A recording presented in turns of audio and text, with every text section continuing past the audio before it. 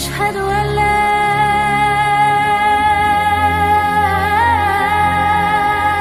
إله إلا الله. Dan Nabi yang kita akan bicarakan di malam hari ini adalah Nabi yang terakhir dari Nabi-Nabi Bani Israel.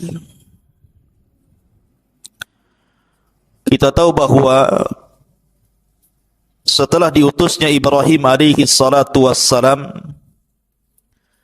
maka seluruh para Nabi dan Rasul kembali nasabnya kepada Ibrahim. Tidak ada satupun Nabi dan Rasul setelah Ibrahim kecuali nasabnya sampai kepada Ibrahim. Dan ada Nabi-Nabi Arab, kemudian juga ada Nabi-Nabi Bani Israel. Adapun Nabi-Nabi Arab dimulai daripada Nabi Allah Hud alaihi salatu wassalam, kemudian Nabi Allah Saleh alaihi salatu wassalam, kemudian Nabi Allah Shu'aib, dan ditutup dengan kenabian dan kerasulan Muhammad sallallahu alaihi wasallam. Adapun Nabi-Nabi Bani Israel, maka jumlahnya ada fitnah yang lebih besar dibandingkan fitnah ini. Khuruju Dajjal, keluarnya Dajjal. Tidak ada fitnah yang lebih besar dibandingkan khurujud Dajjal. Makanya Nabi SAW mengatakan, kalau seandainya aku hidup dan Dajjal dimunculkan juga hari ini, aku yang akan membunuhnya.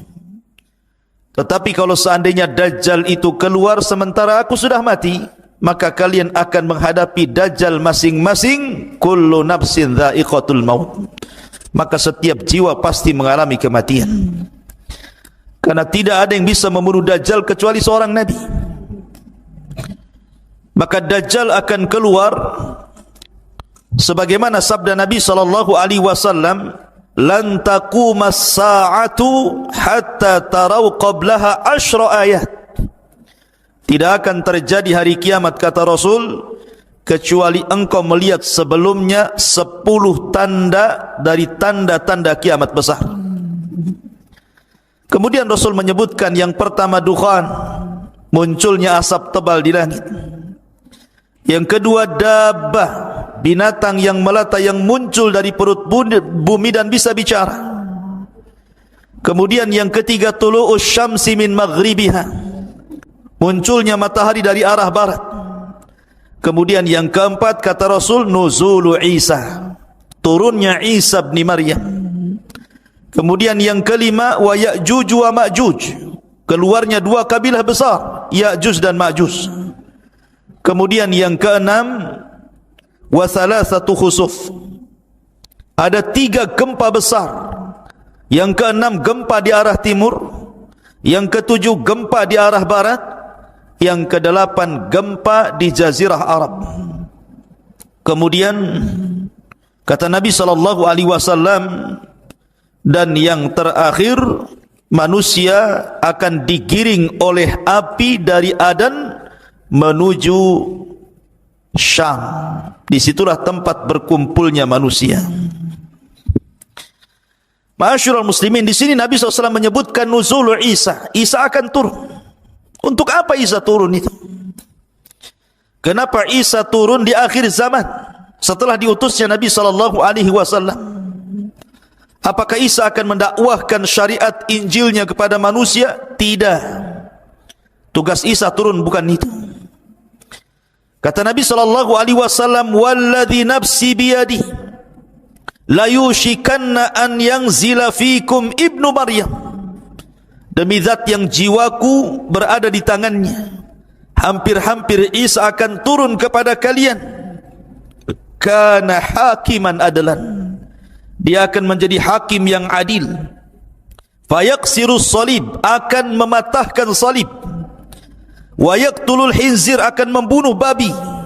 Wa yada'ul jizyata, dan akan mengambil upeti. Kemudian Kata Nabi SAW, dan harta akan melimpah sampai-sampai sujud satu kali jauh lebih baik dibandingkan dunia dan isinya karena banyaknya manusia yang kaya. Kemudian Abu Hurairah radhiyallahu anhu mengatakan, in syi'tum, kalau kalian mau, bacalah ayat wa im min ahlil kitab illa la yu'minan nabihi qabla mautihi. Dan nanti di akhir zaman sebagian besar ahli kitab akan masuk ke dalam Islam berkat dakwah Isa sebelum kematian Isa bin Maryam. Maka Isa ada hubung kait dengan kaum muslimin karena dia yang akan membantu perang melawan Dajjal. Ketika kaum muslimin dipimpin oleh Muhammad ibn Abdullah atau dikenal dengan Imam Mahdi melawan tentara Dajjal yang diikuti 70.000 orang-orang Yahudi Asfahan lengkap dengan atributnya, tidak sanggup melawan mereka, sehingga Al-Mahdil Muntadhar dengan pasukan kaum muslimin yang sedikit bersembunyi di bukit di Palestina, sampai akhirnya mereka terkepung dengan tentara Dajjal. Akhirnya mereka mengalami kelaparan, sampai-sampai kepala sapi kalau seandainya ada jauh lebih baik dibandingkan dunia dan perhiasannya, saking kelaparannya. Akhirnya mereka mengatakan kepada Al-Mahdi, ya Imam, kalau kita tinggal di sini kita akan mati kelaparan, tapi kalau kita turun kita akan berperang melawan Dajjal, tentu kita akan dikalahkan. Tapi menurut kami mati syahid jauh lebih mulia dibandingkan mati kelaparan. Akhirnya kemudian tepat di waktu subuh, mereka sudah mempersiapkan pakaian-pakaian besi mereka, siap turun dari bukit itu melawan tentara Dajjal. Mereka sudah pasrah apapun yang terjadi. Tiba-tiba di waktu setelah azan, langit gelap, tiba-tiba terang, kemudian Isa turun diapit oleh dua malaikat. Kemudian turun di tengah-tengah pasukan itu, awalnya di Menara Putih sebelah timur Damaskus. Kemudian menjumpai para tentara yang sedang bersembunyi di bukit bertepatan dengan salat subuh. Karena Imam Mahdi sudah tahu ciri-cirinya sebagaimana sabda Nabi SAW, maka kaum muslimin tahu itu adalah Isa bin Maryam. Maka Imam Mahdi mengatakan, taqaddam ya Ruhallah, silahkan kau jadi imam salat kami wahai Isa bin Maryam. Tapi Isa menolaknya dan mengatakan, setiap kaum ada pemimpinnya, engkaulah yang maju jadi imam. Maka Imam Mahdi pun menjadi imam. Kemudian Isa solat di belakang Imam Mahdi mengikuti syariat Rasul sallallahu alaihi wasallam. Selesai solat, maka Isa mempersiapkan pasukan dan siap memimpin mereka. Kemudian mengusap wajah-wajah mereka, kemudian memberitahu derajat mereka di sorga. Kemudian Isa memberikan 3 pilihan kepada mereka. 1, kalau kalian mau, kalian tidak usah berperang. Aku akan berdoa kepada Allah, biar Allah mengutus pasukan yang bukan kalian, pasukan itu yang akan mengalahkan Dajjal dan para pengikutnya. Yang kedua, kalian tidak usah berperang. Aku akan berdoa kepada Allah subhanahu wa ta'ala, semoga Allah mengirim azab kepada mereka, sehingga azab inilah yang akan menghancurkan mereka, dan kalian tidak akan meninggal, kalian akan selamat. Dan yang ketiga, atau kalian siap perang, aku yang akan memimpin. Aku yang akan memimpin kalian, dan aku akan berdoa pasukan Dajjal tidak sanggup untuk mengangkat pedang mereka. Akhirnya kemudian mereka memilih yang ketiga. Maka turunlah pasukan kaum muslimin dipimpin 2 manusia mulia, Al-Mahdil Muntadhar dan Isa bin Maryam. Kemudian berperang habis-habisan melawan Dajjal. Ketika Dajjal melihat Isa, Dajjal pun lari, karena tahu dia akan dibunuh oleh Isa. Lari ke barat, dikejar ke barat. Lari ke timur, dikejar ke timur. Ketika Dajjal tidak ada tempat untuk berlari, tepat berada di tengah-tengah kota Israel. Disitulah kemudian Dajjal dibunuh di tangan Isa bin Maryam, ditebas kepalanya, kemudian kepalanya dilempar kepada pasukan orang-orang Yahudi, ketakutanlah mereka. Ketika kemudian Dajjal meninggal dunia, Kemudian orang-orang Yahudi ketakutan, maka mereka lari tunggang langgang bersembunyi di batu. Tiba-tiba batu bisa bicara. Ya Muslim, Yahudi di belakang saya, bunuh dia. Sembunyi di pohon-pohon bisa bicara. Tidak ada satupun tempat persembunyian Yahudi kecuali bisa bicara. Kecuali satu pohon yang sekarang sedang dilestarikan orang-orang Israel, namanya Gharqad. Tidak mau bicara dia. Makanya orang-orang Yahudi nanam Gharqad sampai hari ini. Pohon Gharqad, pohonnya orang-orang Yahudi. Sejenis cemara begitu. Tapi cemara bukan Gharqad. Ya. Ma'asyiral muslimin, ikhwan akhwat yang dimuliakan Allah Azza wa Jal, maka ketika Dajjal meninggal, Isa bin Maryam memimpin kaum muslimin, berhukum dengan keadilan, mematahkan salib, membunuh babi, kemudian bumi kembali berkah sebagaimana permulaan ciptaannya. Sampai-sampai pohon delima, satu buah delima itu 10 orang bisa masuk ke dalam cangkangnya. Kita bisa bayangkan berapalah buah delima itu besarnya? Paling sekepal. Tapi di masa Isa bin Maryam, delima itu besar, sampai 10 orang bisa masuk ke dalam cangkangnya. Gimana isinya? Satu saja, satu butir antum sudah mencret. Besar, karena menunjukkan bahwa di zaman itu kembali disuburkan Allah Azza wa Jalla. Dari sini menunjukkan ada hubung kait antara Isa dengan kaum muslimin. Bahkan di zaman Nabi SAW, Muqawqus itu raja Mesir, agamanya Nasrani. Ketika Nabi SAW mengirim surat kepada raja-raja untuk ditawari masuk Islam, salah satunya adalah Muqawqus, raja Mesir. Ya, memang raja Mesir tidak masuk Islam, tidak sebagaimana Najasyi, tetapi dia menyambut baik surat itu. Kemudian sebagai balasannya diberikan hadiah Nabi SAW seorang budak namanya Maria Al-Qibtiyah. Dari Maria Al-Qibtiyah, hadiah dari Muqawqus raja Mesir inilah, maka Nabi SAW memiliki putra namanya Ibrahim. Ada hubung kait. Bahkan ketika Nabi SAW mengutus para sahabat untuk hijrah pertama ke Habasyah, Ethiopia, rajanya namanya Ashamah ibnu Afjur. Ashamah ibnu Afjur itu raja Ethiopia, atau digelar dengan Najasyi. Dilindungi oleh orang-orang Najasyi, sehingga ketika orang-orang Quraisy itu berusaha mengembalikan mereka, ditolaknya. Dan belakangan setelah kemudian berdebat dengan Ja'far bin Abi Thalib, orang-orang musyrik, kemudian ditengah-tengahi oleh Najasyi, dibacakan ayat-ayat Al-Quran, belakangan Najasyi masuk Islam. Padahal kaumnya tidak ada yang masuk Islam. Makanya ketika wafat Najasyi, Nabi SAW mensalat gaibkan beliau. Bahkan di zaman itu orang-orang Najran, Yaman, banyak yang beragama Nasrani, berbondong-bondong datang kepada Rasul, berdebat soal kenasranian, kemudian belakangan mereka masuk Islam. Jadi ada hubung kait antara kita dengan Isa dan juga umatnya Nasrani. Ma'asyiral muslimin yang dimuliakan Allah Azza wa Jalla, makanya wajar kalau Al-Quran itu secara komplit menjelaskan sejarah Isa sejak lahirnya, ibunya, siapa yang mengkafilnya, sampai di waktu dewasanya, sampai diangkatnya, betul-betul dijelaskan secara detail dalam Al-Quran. Menunjukkan bahwa kita mengakui Isa bin Maryam, dia adalah agama bagi orang Nasrani, nabi bagi orang Nasrani, sebagaimana kita mengakui Musa adalah nabi bagi agama Yahudi. Tapi mereka tidak pernah mengakui nabi kita. Jahatnya mereka tidak pernah mengakui nabi kita.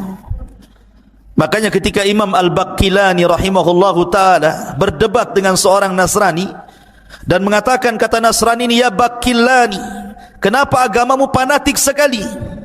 Kata Imam Baqillani, kenapa emangnya? Kalian melarang menikahkan putri-putri kalian dengan kami orang Nasrani dan juga orang-orang Yahudi, sementara kalian membolehkan menikahkan laki-laki kalian dengan putri-putri kami. Kata Imam Baqillani, karena kami umat Islam bagi kalian dan mengaksa kepada Yahudi, tapi kalian Muhammad sallallahu alaihi wasallam kepada masuk pada kisah siapa dia. Kita awali kisah ini. Di dalam Al-Quranul Karim ada satu surat namanya Al-Fatihah. Itu Al-Imran, itu keluarga Imran. Penamaan Al-Imran itu, pertama Allah Subhanahu wa taala berfirman, wa idh qalat imra'atu Imran, dan ketika berkata istrinya Imran. Al-Imran 30. Yang ketiga, Allah astafa Adam. Pertama dalam surah 2 Al-Imran 35 dan Al-Imran 3 beradik. Bab dan Maryam, kakek daripada Isa bin Maryam. Ma'asyiral muslimin yang dimuliakan Allah Azza wa Jalla, baik, kita mulai kisah Israel, Bani Israel. Bani Israel itu terpecah menjadi dua kelompok di zaman itu. Ada Bani Israel yang saleh, taat dengan Allah, beribadah kepada Allah, mentauhidkan Allah, suci. Maka di situ yang memakmurkan Baitul Maqdis, itu pusat peribadatan orang-orang Nasrani. Disitulah Baitul Maqdis sang Imran. Keluarga Imran, ma'asyiral muslimin, Mansha Imran ibn Mansha ibn Daud, artinya masih keturunan ya. Hannah bintu Faqud. Allah takdir ketika Imran ini dan istrinya berjalan-jalan di padang pasir, kemudian beristirahat di bawah pohon, dia melihat akhirnya kepada Allah Subhanahu wa taala. Di antara nazarnya dia mengatakan sebagaimana, wa idh qalat imra'atu Imran fataqabbal minni innaka antas samiul alim.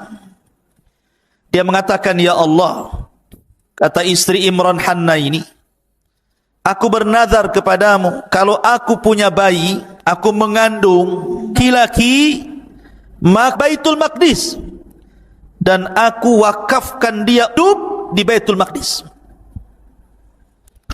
Itulah nazarnya istri. Tetapi Allah Subhanahu wa taala qalat Rabbi inni wada'tuha untha. Tapi ketika melahirkan, karena di saat itu kan enggak ada laki-laki ke perempuan gitu ya. Tapi kalau banci tak ada, laki-laki perempuan saja. Ya. Kok dia bukan salah ketika di perutnya? Ya. Apa namanya? Hannah ini tidak tahu kalau isi perutnya itu bayi laki-laki. Apa alasannya? Satu, karena laki-laki lebih kuat tenaganya dibandingkan perempuan. Yang kedua, melakukan khidmat dibandingkan perempuan, karena perempuan kan ada waktu haidnya. Kemudian yang ketiga, laki-laki itu tidak ada aib, bisa berkumpul dengan siapapun, sementara perempuan kan tidak, nanti takut digoda, memfitnah dan begitu seterusnya.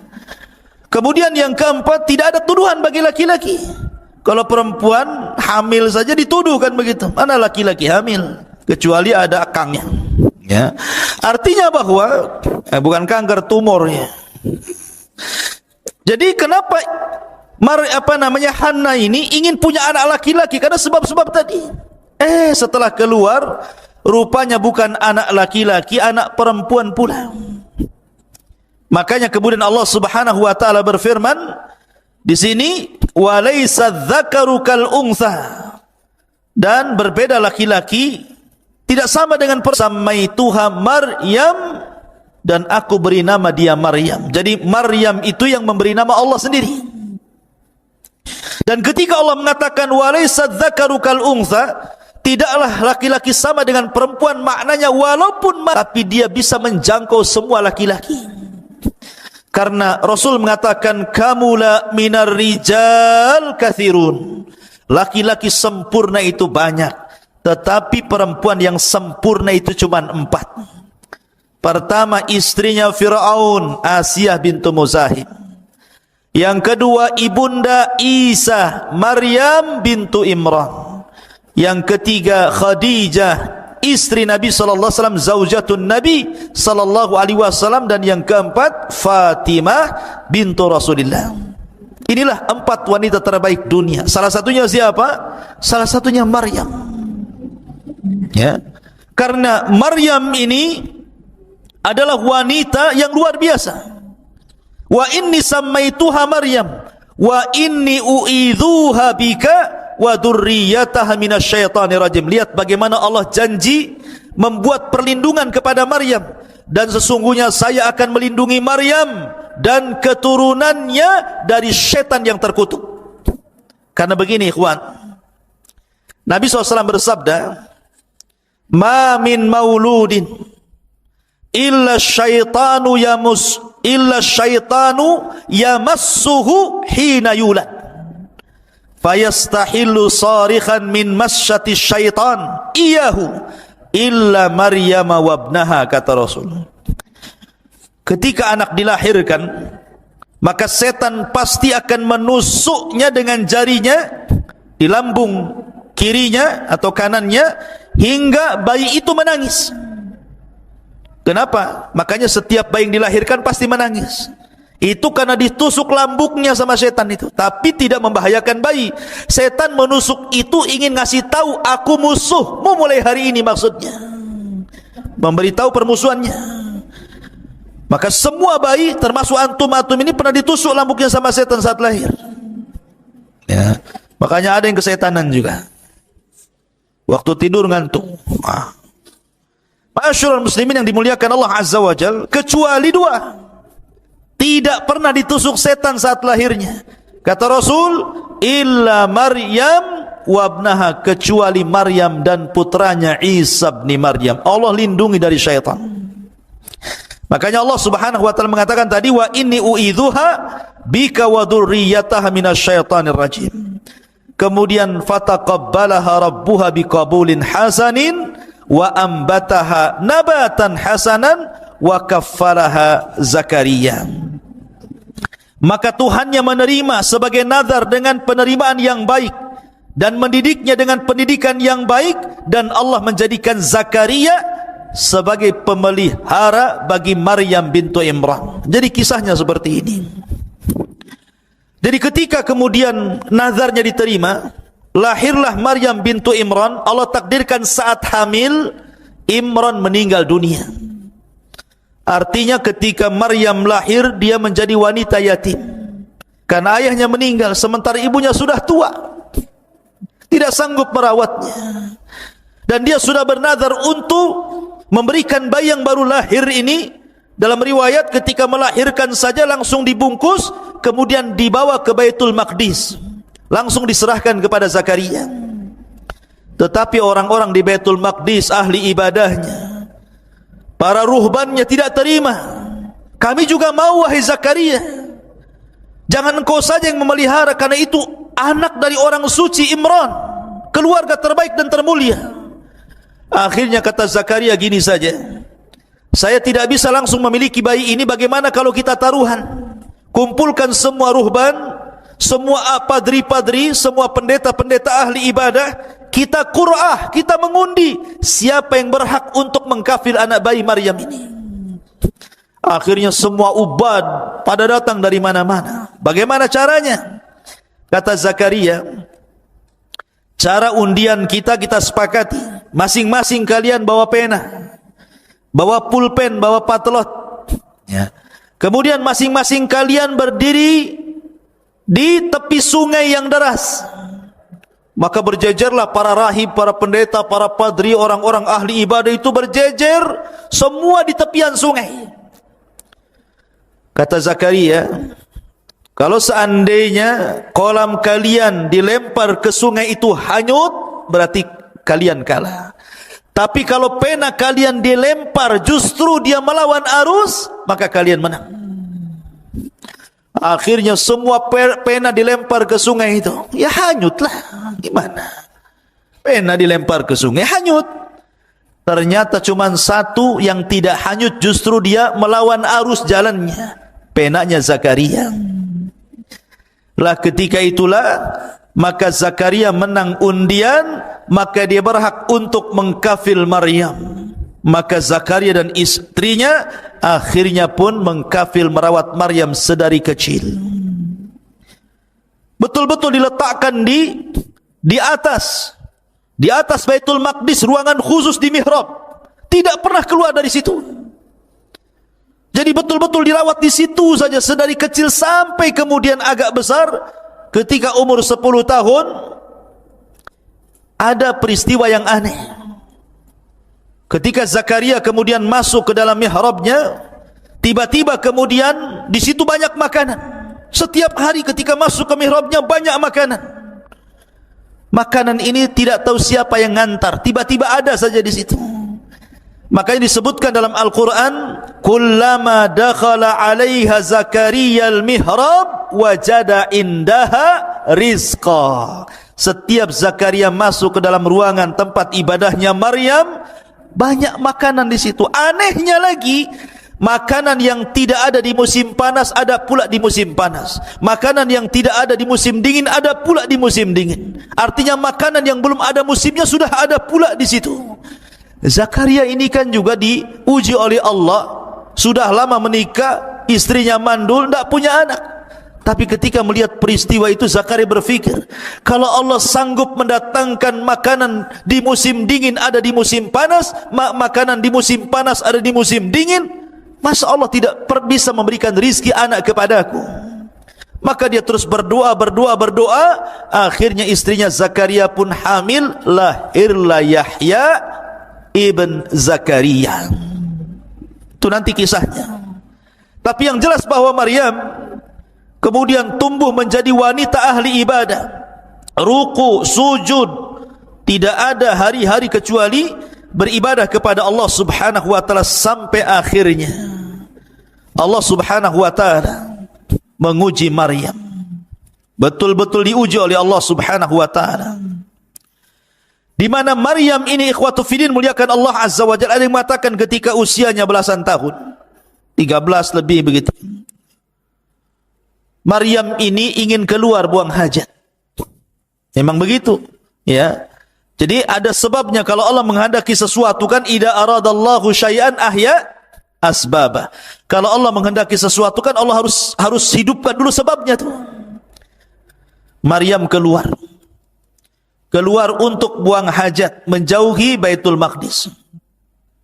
Tiba-tiba kemudian di tengah jalan dia dihadang oleh laki-laki tampan sekali. Laki-laki yang sangat putih, bersih, tampan, tiba-tiba menghadang Maryam. Allah subhanahu wa ta'ala mengatakan, wadhkur fil kitabi Maryam idzin tabadat min ahliha makanan syarqiyah. Ceritakan wahai Muhammad kisah Maryam di dalam Al-Quran ketika dia mengasingkan diri dari keluarganya ke tempat sebelah timur dari Baitul Maqdis. Fattakhadat min dunihi hijaba fa arsalna ilaiha ruhana fatamatsala laha basharan sawiyya. Lalu dia memasang tabir melindunginya, pakai pakaian yang tebal, tidak kelihatan apapun kecuali matanya.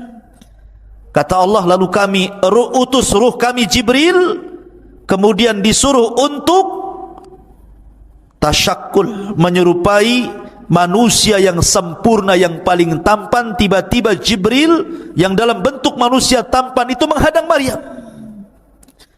Lihat, Maryam tidak pernah melihat laki-laki di mihrabnya. Sekali diperlihatkan laki-laki tampan sekali. Kalau wanita di zaman sekarang langsung salaman, hai siapa namanya, jomblo atau apa gitu. Tapi Maryam wanita suci, dia mengatakan qala inni a'udzu birrahmani minka in kunta taqiyya. Maryam mengatakan, sungguh aku berlindung kepada Allah, jauhi aku jika engkau orang yang bertakwa. Dia menjaga kesuciannya.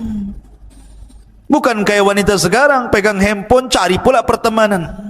Si Alan, si Awam, siapa namanya? Alan pula ya. Sebut-sebut. Ya. Ngapain cari-cari teman di Facebook? Kayak beli kecoa dalam karung itu namanya. Ya. Ma'asyiral muslimin yang dimuliakan Allah azza wa jalla, Maka Jibril mengatakan, "Qa innama ana rasulu rabbik li ahabalaki ghulaman zakiyya." Jibril pun berkata, sesungguhnya aku hanyalah utusan Allah untuk menyampaikan anugerah kepadamu wahai Maryam, seorang anak laki-laki yang kelak akan disucikan Allah. Subhanallah. Ada yang mengatakan Isa bin Maryam ini memiliki beberapa nama. Ada yang mengatakan Isa, ada yang mengatakan kalimah, ada yang mengatakan Ruhul Qudus itu ya. Ada yang mengatakan Al-Masih. Jadi Isa itu punya 4 nama. Isa, kalimah, Al-Masih, Ruh. Itu nama Isa. Kenapa disebut kalimah? Kenapa disebut Al-Masih? Kenapa disebut Ruh? Karena kalimat itu Isa diciptakan sama dengan Adam, kun fayakun. Kalimat kun fayakun, jadi maka jadilah. Karena proses manusia itu ada yang diciptakan Allah tanpa ayah dan bapa, Adam alaihi salatu wassalam. Ada yang diciptakan tanpa ibu, Hawa. Ada yang diciptakan tanpa bapa, Isa bin Maryam. Ada yang diciptakan ada ibu bapa, antum semua ini ada ibu bapaknya. Jadi proses manusia ada 4 kan? Dan Allah katakan inna mathala Isa kamathali Adam. Permisalan Isa itu sama dengan Adam. Kalau Isa dikatakan dengan sebab dia tidak punya bapa kemudian dituhankan, Adam lebih hebat lagi, tidak punya bapa, enggak punya ibu, kenapa pula tidak dituhankan? Harusnya lebih dituhankan. Hawa hebat lagi, tidak ada ibu, diambil dari tulang rusuk Adam, harusnya dia lebih dituhankan. Maka Isa bukan Tuhan, sama dengan Adam, sama dengan Hawa. Ya. Jibril meniupkan ruh ke jaibnya, ke pesaknya Maryam. Kemudian ruh itu mengalir sampai masuk di kemaluan Maryam, kemudian jadi anak. Kun fayakun, jadi maka jadilah. Ada yang mengatakan, kata Ibnu Abbas radhiyallahu anhuma, bahwa kata Ibnu Abbas, kehamilan Maryam itu fi sa'atin wahidah, 1 jam saja sudah besar perutnya. Ya dipompa bagai balon tuh. Langsung besar, 1 jam saja sudah jadi anak tuh. Itu kata Ibnu Abbas. Ada riwayat yang seperti itu. Ada yang mengatakan Isa dalam kandungan Maryam itu 9 ashur, seperti pendapat Ibnu Katsir rahimahullahu ta'ala, ya 9 bulan sama dengan bayi-bayi yang lainnya. Ada yang mengatakan 8 ashur, 8 bulan. Ada yang mengatakan 6 ashur, 6 bulan. Jadi ada yang mengatakan 1 jam, ada yang mengatakan 9 bulan, ada yang mengatakan 8 bulan, ada yang mengatakan 6 bulan, dan ada yang mengatakan 1 jam saja. Tetapi Ibnu Katsir merojehkan Maryam sama dengan wanita-wanita yang lainnya 9 bulan mengandung Isa bin Maryam.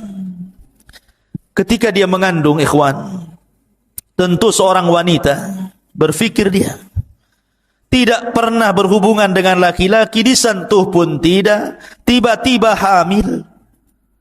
Apa yang akan dikatakan kepada manusia, ini bayinya siapa?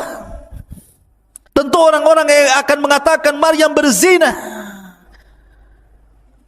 Sama dengan wanita di zaman sekarang ingin seperti Maryam, punya anak gak jelas bapaknya. Ya. Jadi Maryam mengatakan, dia mengatakan qalat anna yakunu li ghulamun wa lam yamsasni bashar wa lam aku baghiyah. Maryam berkata, bagaimana mungkin aku mempunyai anak laki padahal tidak pernah laki-laki menyentuhku dan aku bukan seorang pezina. Maka Allah katakan qala kadzalika qala rabbuk huwa alayya hayyin wa linaj'alahu ayatan linnas wa rahmatan minna wa kana amran maqdiyya. Maka Jibril memberitahu, demikianlah Tuhanmu berfirman, hal itu mudah bagiku, dan agar kami menjadikannya suatu tanda kebesaran Allah bagi manusia dan sebagai rahmat dari kami, dan hal itu adalah sesuatu urusan yang sudah diputuskan. Memang begitu takdirnya wahai Maryam. Memang takdirnya seperti itu, harus hamil. Fahamalathu fantabadat bihi makanan qasiyya. Maka Maryam pun mengandung, lalu dia mengasingkan diri dengan kandungannya ke tempat yang sangat jauh. Maryam pun bersembunyi. Tapi ketika kemudian Maryam ini sudah membesar kandungannya, dia curhat kepada saudarinya, saudari daripada Maryam, istri daripada Zakaria alaihi salatu wassalam. Dia mengatakan pada istrinya Nabi Allah Zakaria, bagaimana mungkin aku bisa hamil?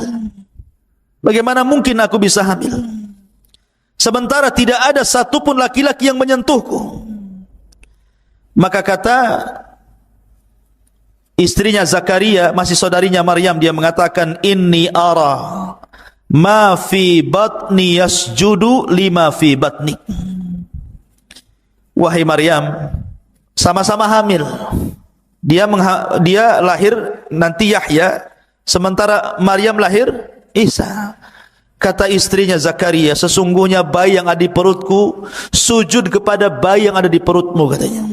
Ini ta'zim. Di zaman dulu boleh sujud seperti ta'zim, tapi syariat Islam tidak boleh. Sampai-sampai akhirnya ada orang soleh, sangat soleh, namanya Yusuf An-Najjar. Itu orang soleh yang hidup di Baitul Maqdis. Dia mikir bagaimana Maryam bisa hamil. Dia takut kalau orang-orang kemudian menuduh Maryam dengan tuduhan macam-macam, sementara Maryam sudah dikenal wanita suci kala itu. Akhirnya kemudian kata Yusuf An-Najjar berdialog dengan siapa? Dengan Maryam. Kemudian mengatakan kepada Maryam bintu Imran rahimahullahu ta'ala, ya Maryam, inni sa'iluki an amrin fala ta'tajili alayya. Wahai Maryam, saya ingin bertanya kepadamu tentang perkara, sebuah urusan, jangan tergesa-gesa jawabnya. Fala ta'tajili alayya, jangan tergesa-gesa jawabannya. Qalat, kata Maryam, apa itu? Kata Yusuf An-Najjar, hal yakunu qad syajaratun min ghairi hab. Maryam, adakah ceritanya pohon tumbuh bukan dari bijinya, tahu-tahu tumbuh saja?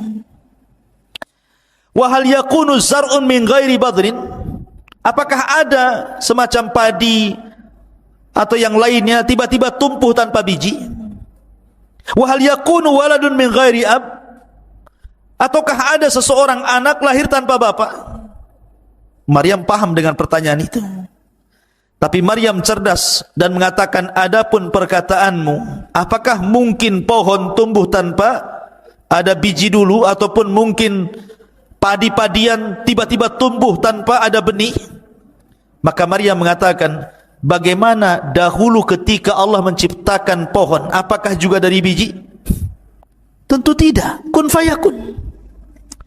Adapun kemudian kalau seandainya kau mengatakan adakah anak kemudian lahir tanpa ayah, ya, Adam alaihi salatu wassalam lahir tanpa ayah, bahkan tanpa ibu. Hawa lahir tanpa ibu. Kalau seandainya aku mengandung tanpa ayah, ini keajaiban dunia, apa salahnya? Dari sini kemudian Yusuf An-Najjar mempercayai apa kata-kata Maryam ini, kemudian berusaha untuk menutupi dari orang-orang dan menasihati agar Maryam saat kelahiran keluar dari Baitul Maqdis jangan ada yang tahu. Subhanallah, ketika kandungan sudah membesar, tentu orang akan malu. Seorang wanita pasti malu. Padahal Maryam itu wanita suci, pasti akan dituduh juga, apalagi wanita di zaman sekarang, kan? Makanya kemudian Maryam pun berusaha untuk keluar dari Baitul Maqdis, kemudian mengarah ke Bethlehem atau Baitul Lahmin. Di situ telah tempat kelahiran Isa bin Maryam. Di tengah-tengah kebun kurma.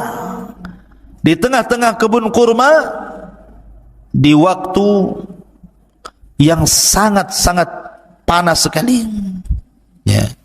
Jadi Isa itu lahir jadi musim panas, bukan di musim dingin. Karena tidak ada kurma itu musimnya musim dingin. Rata-rata kurma itu di musim panas. Tapi kalau kita melihat umpamanya ulang tahun Nasrani saat ini, kemudian difilm-filmkan dengan film seperti Santa Claus atau apa, kan, biasanya cenderung pakai jaket, pakai apa, kemudian ski di salju-salju, kan, gitu ya. Tidak ada. Isa itu dalam Islam, kita tidak menyiwa agama mereka, tetapi kita menjelaskan secara agama kita Islam bahwa Isa lahir di musim panas, bukan di musim dingin. Karena di musim panas itu kurma musim. Ya. Makanya di sini perhatikan dalam Al-Qur'anul Karim mengatakan, ketika kemudian Maryam pun fahamalathu fantabadat bihi makanan qasiyya, Maryam pun mengandung lalu dia mengasingkan diri dari kandungannya ke tempat yang jauh. Kemudian faja'ahal mahadu ila jid'in nakhlati qalat ya laitani muttu qabla hadha wa kuntu nasyan mansiya. Kemudian rasa sakit akan melahirkan memaksanya bersandar pada pangkal pokok kurma. Maryam pun berkata, wahai betapa baiknya aku mati sebelum ini dan aku menjadi seorang yang tidak pernah diperhatikan dan dilupakan manusia. Malu dia di sanjung-sanjung Bani Israel, wanita suci, tiba-tiba kemudian hamil tanpa bapa. Makanya banyak orang yang kemudian ini, hati-hati akhwat, banyak di majalah-majalah, di YouTube, di berita-berita itu. Akibat kemudian hamil di luar nikah karena enggak sabar dengan ujian itu, ambil pula lah racun baygon. Diminum dia, nyamuk saja mati, kalian juga mati.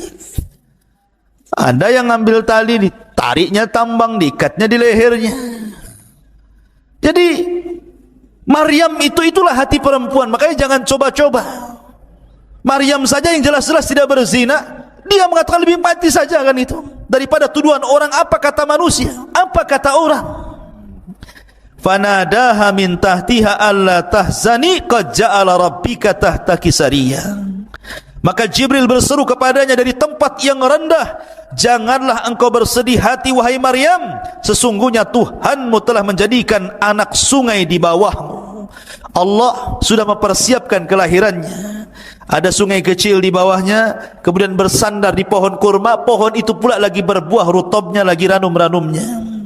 Kemudian wahazzi ilaik bijid'in nakhlati tusaqit alaiki rataban janiyya. Wahai Maryam, goyangkanlah pohon kurma itu ke arahmu, niscaya pohon itu akan menggugurkan buah kurma yang masak kepadamu. Fakuli washrabi wa qarri ainan fa imma tarayinna minal bashari ahadan fakuli inni nadartu lirrahmani sauman fala ukallimal yawma insiya. Makanlah Maryam, minumlah Maryam, bersenang hatilah wahai Maryam. Jika engkau melihat seseorang, maka katakanlah, sesungguhnya aku telah bernadar berpuasa untuk Tuhan yang Maha Pengasih, maka aku tidak akan bicara dengan siapapun pada hari ini. Lahirlah Isa bin Maryam, dimudahkan kelahirannya, tidak ada bidannya, lahir sendiri begitu. Ya, kalau wanita sekarang sibuk cari bidan, saat sibuk ke rumah sakit dikontrol, enggak, Allah mudahkan semuanya, enggak ada bidannya, lahir begitu saja. Tapi jangan kemudian dicoba-coba. Saya ingin kayak Maryam lahirnya lah. Sendiri saja. Gimana caranya? Siapa yang nari? Masyarul muslimin yang dimuliakan Allah Azza wa Jalla, harus ada bidannya, minimalnya dukun lahir, biar ada yang ngopeni bayinya. Masyarul muslimin yang dimuliakan Allah, iwan akhwat yang dimuliakan Allah Azza wa Jal. Kemudian setelah Maryam melihat Isa putranya, kemudian tumbuhlah rasa sayang seorang ibu kepada anaknya. Tapi dia bingung, dia masih di kebun kurma masalahnya. Ini kalau saya pulang ke Baitul Maqdis, apa kata manusia? Tapi bagaimanapun itu bukan tempat dia di situ. Tidak mungkin dia hidup di pohon kurma, di kebun-kebun kurma. Tetap dia harus balik ke Baitul Maqdis.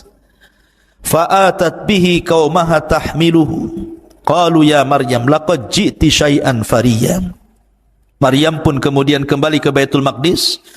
Kemudian orang-orang pun mengatakan sesuatu. Kemudian dia Maryam membawa bayi itu kepada kaumnya dengan menggendongnya. Mereka kaumnya berkata, wahai Maryam, sungguh engkau telah membawa sesuatu yang sangat keji. Bayi siapa itu?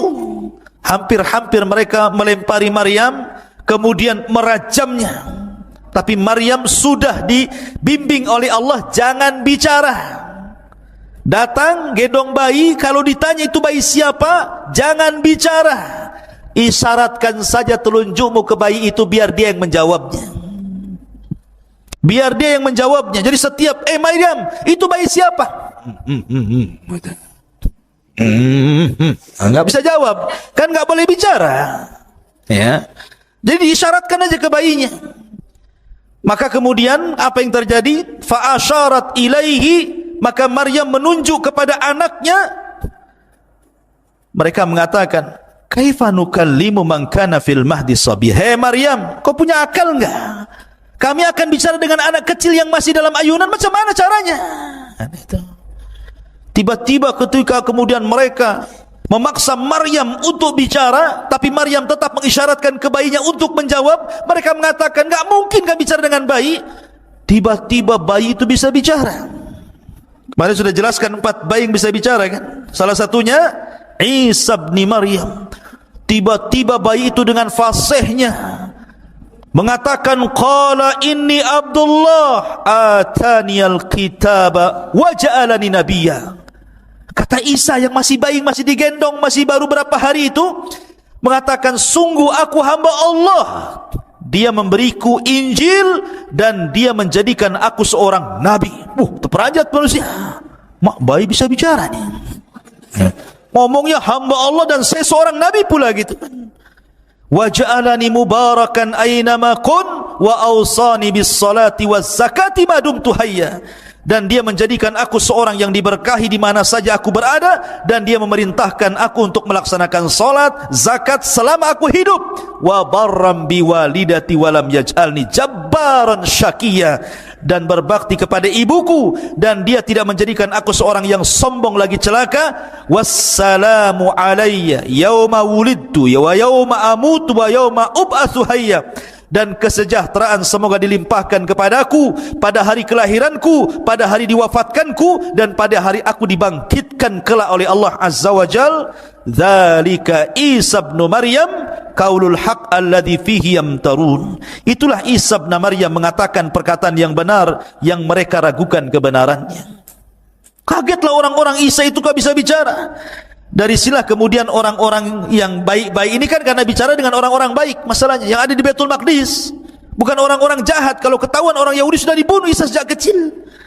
Makanya kemudian mereka pun berusaha untuk menyembunyikan Maryam dan putranya, disuruh hijrah ke Mesir. Hijrah ke Mesir. Kemudian setelah hijrah ke Mesir, ketika usia Isa itu sudah 13 tahun, balik lagi ke Baitul Maqdis. Dan orang-orang pun sudah melupakan kisah dulu, karena sudah 13 tahun masalahnya. Disinilah Allah subhanahu wa ta'ala tampakkan kepada Isa bin Maryam banyak mukjizat yang disaksikan manusia sedari kecil sampai diangkatnya menjadi Nabi dan Rasul. Jadi suatu ketika, jadi kelahirannya saja sudah mukjizat sebenarnya. Jadi Isa itu sendiri mukjizat dalam perut Maryam, lahirnya juga mukjizat. Ya. Jadi suatu ketika namanya anak-anak, kemudian main-main sama anak-anak, lainnya antum main-main sama kawan-kawan antum. Kemudian Isa pun menebak, di kulkas rumahmu itu pasti banyak buah-buahan. 1 ada nangka, 2 ada durian, 3 ada ini, 4, 5 ikan asin juga ada di situ, umpamanya. Ditebak-tebak gitu kan. Jadi anak ini pulang, betul pula di rumahnya ada makanan yang disebutkan Isa. Yang ini juga sama, pulang ke rumah kok betul gitu kan. Maka orang-orang menyangka Isa itu membawa sihir. Tetapi itu bukan sihir, itu mukjizat dari Allah subhanahu wa ta'ala. Terkadang Isa ini main-main, ambil tanah, kemudian dikual-kual, dibuat kepala burung, sayap burung, kemudian kaki burung, ditutup, hidup burung itu terbang. Coba bayangkan, bangga hebat itu. Main-main anak kecil, ya, ambil buah burung, ditiup, tahu-tahu terbang burung itu, kan luar biasa. Ini mukjizat. Ya. Coba kalau antum ambil tanah, buat burung ditiup 1000 kali, tetap saja ya tanah ya tanah. Ya, yang ada kemudian burungnya bawa pete, karena habis makan pete antum ditiup-tiup terus. Jadi intinya bahwa Isa dari kecil sudah ditampakkan itu. Sampai-sampai akhirnya ada orang sakit buta, sini, diusap sembuh dia. Ya, ada penyakit kulit, penyakit kurap gitu ya kan, diusap sembuh dia penyakitnya, abrosnya sembuh. Jadi Isa bisa mengobati. Sampai akhirnya ada kasus, ada orang meninggal, kemudian orang mengatakan carilah Isa, kasih tahu siapa pembunuhnya, hidupkan dia lagi katanya. Akhirnya dia datang diusap karena izin Allah hidup. Siapa yang bunuh kau? Si Anu. Oh, itu sudah. Sampai ada raja yang baru meninggal, pembesar yang baru meninggal, jenazahnya lewat di antara Nabi Isa dan orang mengatakan, ya Isa, hidupkan ini raja kami. Akhirnya Isa berdoa kepada Allah, dihidupkan kembali karena izin Allah. Karena memang setiap mukjizat seorang nabi itu akan disamakan dengan kebiasaan kaumnya. Contoh Musa, kebiasaan kaumnya itu suka belajar ilmu sihir. Jadi madrasah-madrasah sihir di zaman Nabi Musa itu luar biasa. Madrasah Harry Potter atau apa itu namanya. Tukang-tukang sihir itu. Ya, jadi ada madrasahnya, ada sekolahnya itu. Makanya kemudian Allah berikan kepada Musa mukjizat yang sama dengan mereka, tapi bukan sihir, lebih hebat dibandingkan tukang-tukang sihir. Lah di zaman Isa itu juga sama. Itu dunia perobatan luar biasa. Banyak ditemukan obat-obatan herbal-herbal yang bisa mengobati yang dulunya penyakit luar biasa, dianggap penyakit biasa, akan ditemukan obat-obatannya. Maka Isa harus lebih daripada kemampuan perobatan kaumnya. Bukan hanya bisa mengobati orang buta penyakit kulit, tapi bisa menghidupkan orang mati karena izin Allah Subhanahu wa ta'ala. Itu kan bukan perobatan, itu mukjizat namanya. Tetapi ikhwatu fiddin yang dimuliakan Allah Azza wa Jalla, tetap saja jangankan Bani Israel yang kufur, yang melawan dan menentang dakwah Nabi Isa bin Maryam, orang-orang Hawariyun, qala man ansari ila Allah, qala al-hawariyuna nahnu ansarullah. Orang-orang Hawariyun itu jumlahnya 12 orang. Itu para sahabat Isa yang khullas, betul-betul orang pilihan Isa bin Maryam. Sama dengan Rasul mengatakan ketika bersabda tentang Zubair bin Awwam, sesungguhnya hawari umat ini adalah Zubair bin Awwam, kata Rasul. Rasul punya hawariyun sebagaimana Isa juga punya hawariyun. Rasul punya sahabat-sahabat pilihan seperti 10 orang yang dijanjikan masuk surga, al-asyaratul mubasyiruna bil jannah. Jadi orang-orang hawariyun ini ketika Isa bin Maryam diangkat menjadi nabi dan rasul, kemudian mendakwai orang-orang dan banyak yang kemudian mengikuti Isa, maka orang-orang Hawariyun menyaksikan bagaimana mukjizat tampak di hadapan mereka. Tapi masih juga kemudian mereka terkadang minta yang aneh-aneh kepada Isa. Sampai suatu ketika difirmankan oleh Allah, wa id auhaitu ilal hawariyin, ketika kami wahyukan kepada hawariyin. Di sini an aminu bi wa bi rasuli, untuk beriman denganku dan dengan rasulku. Qalu amanna washhad bi anna muslimun, kami beriman, saksikan ya Allah kami termasuk orang-orang yang berserah diri. Di sini dimulainya, idz qala al hawariyun ya Isa ibn Maryam hal yastati'u rabbuka an yanzila alaina ma'idatan minas sama, atau yunzila alaina ma'idatan minas sama. Qala ittaqullah in kuntum minal mu'minin.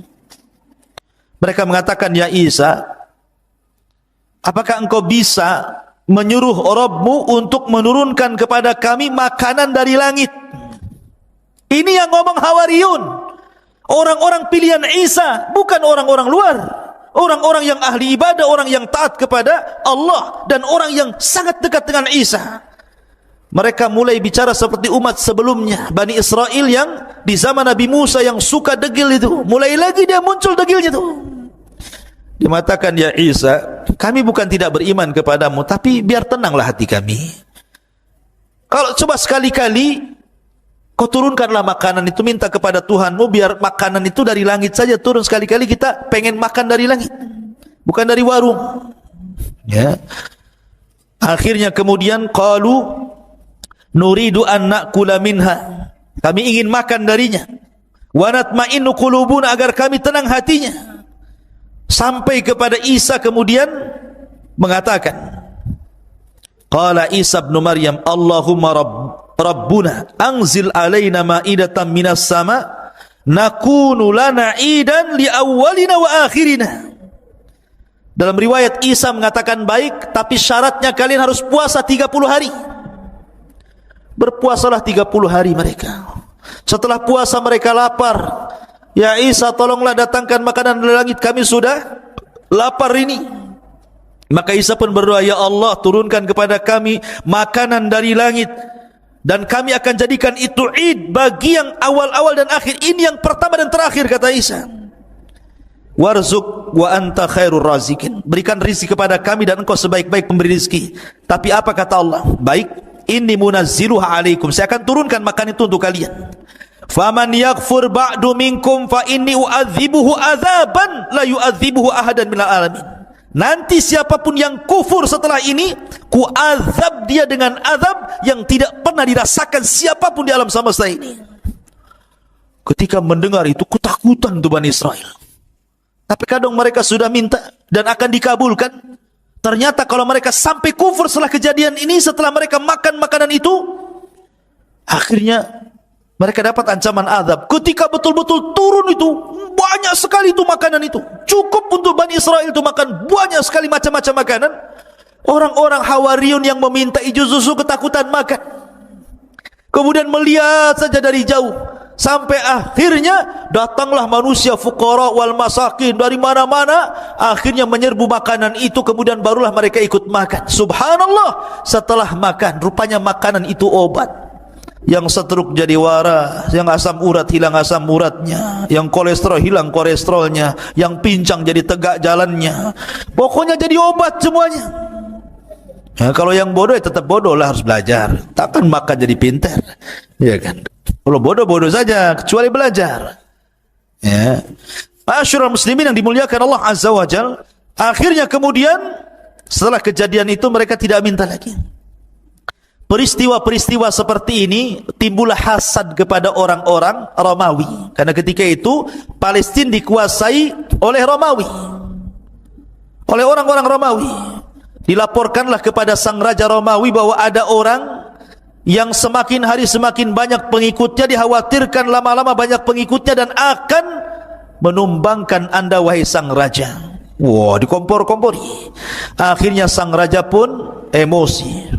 Siapkan pasukan, tangkap orang itu yang buat gaduh itu, tangkap, maksudnya Isa bin Maryam. Maka dikirimlah banyak pasukan mencari Isa. Isa pun bersembunyi bersama 12 orang Hawariyun.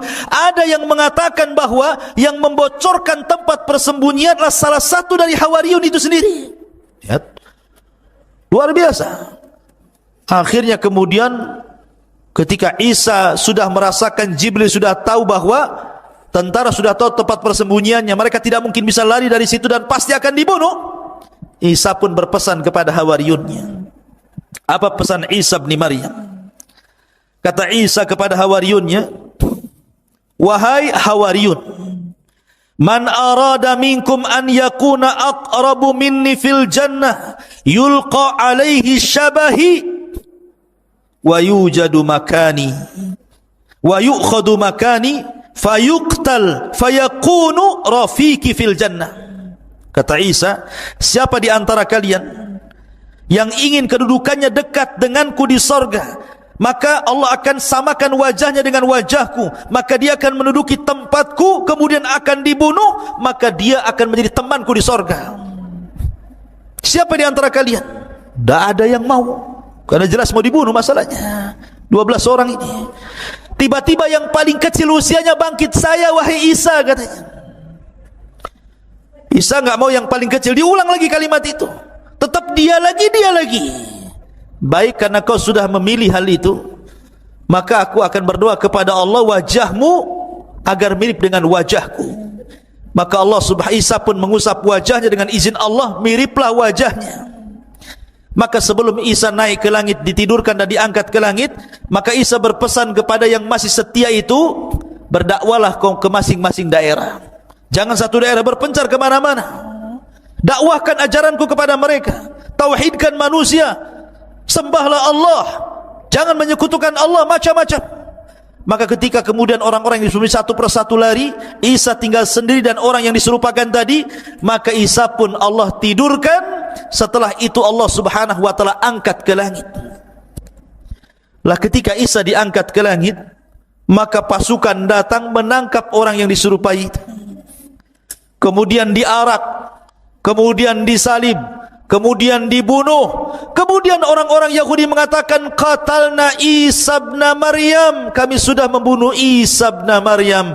Maka Allah bantah, wa ma qataluhu wa ma sallabuhu walakin syubbiha lahu bal rafa'ahu Allahu ila sama, kata Allah. Isa tidak dibunuh, Isa tidak disalib, bahkan Isa diserupakan, bahkan Isa diangkat ke langit. Dan nanti akan turun di akhir zaman untuk membunuh Dajjal, mematahkan salib, membunuh babi, berhukum dengan hukum keadilan, dan akan membalikan keberkahan di alam semesta sampai akhirnya Allah wafatkan Isa bin Maryam di akhir zaman. Ketika Isa diangkat ke langit, ibunya bersedih. Ibunya tahu ini anaknya Maryam, ini bersedih. Bagaimana mungkin anakku disiksa dan disalib? Karena dia tidak tahu kalau Isa itu diangkat. Dia sangka bahwa itu adalah ibn Maryam. Maryam pun menangis sepanjang malam. Akhirnya Allah subhanahu wa ta'ala memberitahu Maryam bahwa putranya diangkat ke langit dan kondisinya baik-baik. Dari situ akhirnya barulah kemudian Maryam bintu Imran meninggal dunia. Ada yang mengatakan kalau versi mereka, versi orang-orang di luar Islam, bahwa Maryam pun diangkat, setelah meninggal diangkat ruh dan jasadnya ke langit. Tetapi pendapat yang kuat, sebagaimana disebutkan dalam tafsir ataupun dalam Al-Bidayah wan Nihayah, ada yang mengatakan bahwa Maryam bintu Imran dikubur di Palestina, dan ada yang mengatakan di pohon Zaid, ya, di Madinah Al-Quds. Maryam dikuburkan di situ. Tapi Isa bin Maryam tidak diwafatkan, tapi diangkat ke langit. Dan ini akidah Al-Quran, dan akan diturunkan di akhir zaman, dan kelak meninggal setelah membunuh Dajjal. Dan dia satu di antara tanda-tanda alamat kiamat yang besar.